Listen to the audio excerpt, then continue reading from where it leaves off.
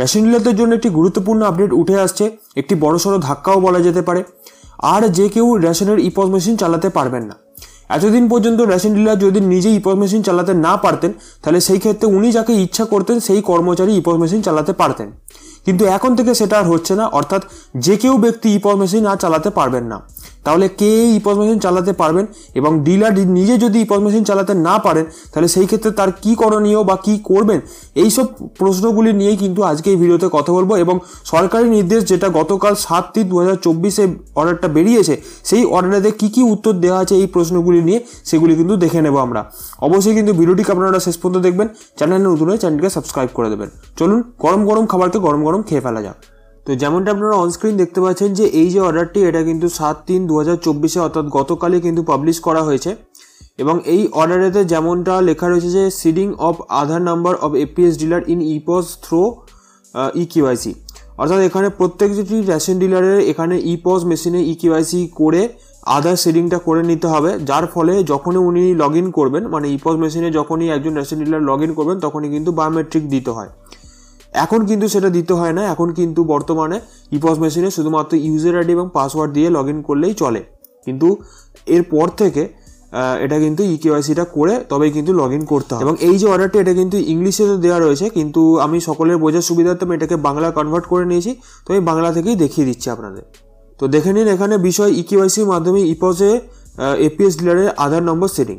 কোনো অনুমোদিত ব্যক্তিদের দ্বারা ইপসে ব্যবহার এড়াতে বিভাগ দ্বারা সিদ্ধান্ত নেওয়া হয়েছে যে আধার ভিত্তিক বায়োমেট্রিক লগ ইন ইপসের প্রয়োগ করা হবে। অর্থাৎ এখানে আধারে যে বায়োমেট্রিক আছে সেই বায়োমেট্রিক দিয়ে এখানে কিন্তু লগ ইন করতে হবে একজন রেশন ডিলার বা তার মনোনীত ব্যক্তিকে বা কর্মচারীকে। আধার ভিত্তিক বায়োমেট্রিক লগ ইন বাস্তবায়নের জন্য এটি প্রয়োজনীয় যে এপিএস ডিলার ইকিউআইসি পদ্ধতি ব্যবহার করে ইপসের মাধ্যমে তাদের আধার নম্বর সিট করা উচিত। অর্থাৎ একজন রেশন ডিলার তার নিজস্ব এবং তার মনোনীত কর্মচারীর আধার নাম্বারটা এখানে রেজিস্টার করে রাখবেন ইপস মেশিনেতে, যাতে ওই ব্যক্তি বা একজন রেশন ডিলার নিজে ইকিউআইসি বা বায়োমেট্রিকের মাধ্যমে লগ ইন হতে পারেন ইপস মেশিনেতে। এপিএস ডিলাররা প্রয়োজনে অনুমোদিত অপারেটর সর্বোচ্চ 3 জনের আধার নাম্বার এখানে সিট করতে পারেন। অর্থাৎ একজন রেশন ডিলার নিজে এবং তার 2 জন ম্যাক্সিমাম এখানে কর্মচারীকে এখানে রেজিস্টার করে রাখতে পারেন, যাতে ওই রেশন ডিলারের অনুপস্থিতিতে বাকি যে 2 জন থাকবে, বাকি 2 জনের মধ্যে যে কোনো জন কিন্তু এখানে ইপস মেশিন লগ ইন করে চালাতে পারেন। একজন রেশন ডিলার অনুমোদিত করতে পারেন বা রেজিস্টার করে রাখতে পারেন তার অনুপস্থিতিতে অন্য কোনো ব্যক্তি যাতে ইপস মেশিন চালাতে পারেন সেই কারণে। এবার বলছে যে এপিএস ডিলার এবং অনুমোদিত অপারেটরদের আধার নাম্বার সিডিং এর জন্য নিম্নলিখিত পদক্ষেপগুলি সম্পাদন করা প্রয়োজন। এবারে এই যে প্রয়োজনীয় যে সমস্ত এখানে পদক্ষেপগুলি দেওয়া হয়েছে সেগুলি আমি ইংলিশে দেখিয়ে দিচ্ছি যাতে আপনাদের বুঝতে সুবিধা হয়। আমি আপনাদের বাংলায় কনভার্ট করে বলে দেবো, কারণ সম্পূর্ণ যদি বাংলাতে বলি আপনারা বুঝতে পারবেন না। তো প্রথম পয়েন্ট যেমনটা লেখা রয়েছে যে APS dealer will log in to ePoS using present log in system, অর্থাৎ বর্তমানে যে প্রেজেন্ট লগ ইন সিস্টেম রয়েছে, অর্থাৎ ইউজার আইডি এবং পাসওয়ার্ড দিয়ে যেমন লগ ইন হয় নর্মালি, সেরকমভাবে একজন রেশন ডিলার লগ ইন করবেন। লগ ইন হয়ে যাওয়ার পরে তারপরে সিডিং এন্ড রিঅ্যাক্টিভেশন ট্যাব এই অপশানেতে যাবেন, অর্থাৎ যেটা বিলিং অপশানের নিচে থাকে সিডিং এন্ড রিঅ্যাক্টিভেশন এই অপশানেতে যাবেন। এরপরে ওখানে একটি নতুন অপশান অ্যাড করা হয়েছে এপিএস ডিলার আধার সিডিং, এই অপশানেতে উনি চলে যাবেন।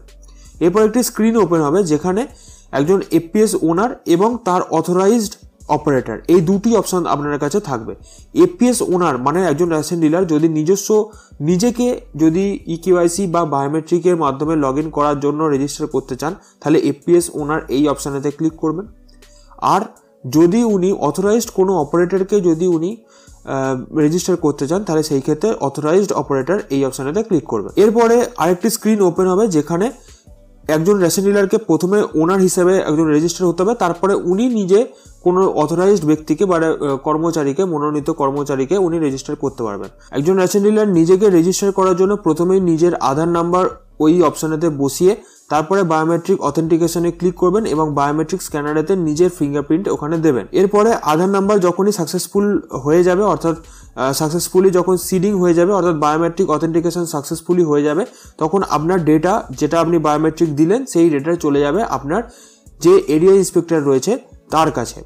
এরিয়া ইন্সপেক্টর অ্যাপ্রুভাল দিলে তবেই কিন্তু এখানে আপনার আপনি যে ডেটা আপলোড করলেন অর্থাৎ ফিঙ্গারপ্রিন্ট আপনার সেটা রেজিস্টার হবে আপনার ইপস মেশিনেতে, তখন আপনি নিজে থেকে লগ ইন হতে পারবেন আপনার ইপস মেশিনেতে। আপনার এরিয়া ইন্সপেক্টর অ্যাপ্রুভাল করলে তবেই কিন্তু আপনি এখানে বায়োমেট্রিকের মাধ্যমে লগ ইন হতে পারবেন, না হলে কিন্তু পারবেন না। যেমন নর্মালি হচ্ছিলেন তেমনভাবেই আপনাকে লগ ইন হতে হবে।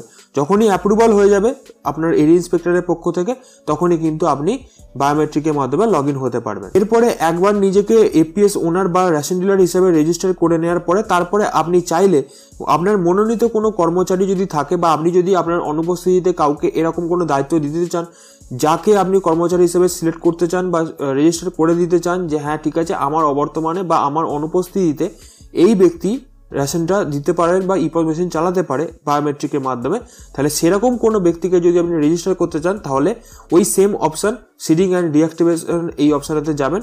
ওখানে যাওয়ার পরে আপনি এপিএস ওনারে ক্লিক করেছিলেন একটু আগে, যেখানে নিজেকে রেজিস্টার করলেন। এরপরে আপনি যাবেন অথরাইজড অপারেটর এই অপশানেতে।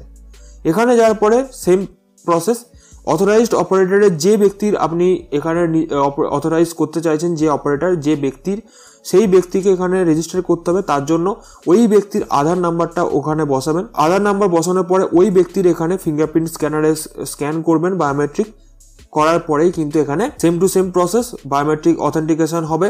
সাকসেসফুলি হয়ে যাওয়ার পরে কিন্তু রেজিস্টার হয়ে যাবে আপনার ফুড ইন্সপেক্টর অফিস থেকে। এবং এই যে পুরোপুরি রেজিস্ট্রেশন প্রসেসটি, অর্থাৎ একজন রেশন ডিলার নিজেকে রেজিস্ট্রেশন এবং তার সাথে সাথে কোনো মনোনীত কর্মচারীকে রেজিস্ট্রেশনের ব্যাপারটি, এটা কিন্তু 22 মার্চ 2024 মধ্যে কমপ্লিট করে ফেলতে হবে, এরকমই কিন্তু অর্ডারে বলা রয়েছে। এবং রেজিস্ট্রেশন কমপ্লিট হয়ে যাওয়ার পরে সেই এপিএস ডিলার নিজেকে রেজিস্ট্রেশন করুন বা ওনার কোনো মনোনীত কর্মচারীকে রেজিস্ট্রেশন করুন।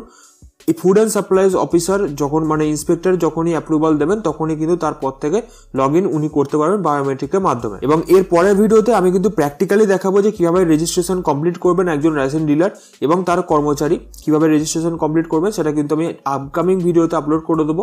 অবশ্যই কিন্তু সেই সব ভিডিওর আপডেট পাওয়ার জন্য চ্যানেলটিকে সাবস্ক্রাইব করে পাশে থেকে বেলটিকে বাজিয়ে রাখুন। তো আজকের মতো এটুকুই, দেখাচ্ছি নেক্সট ভিডিও। Bye bye.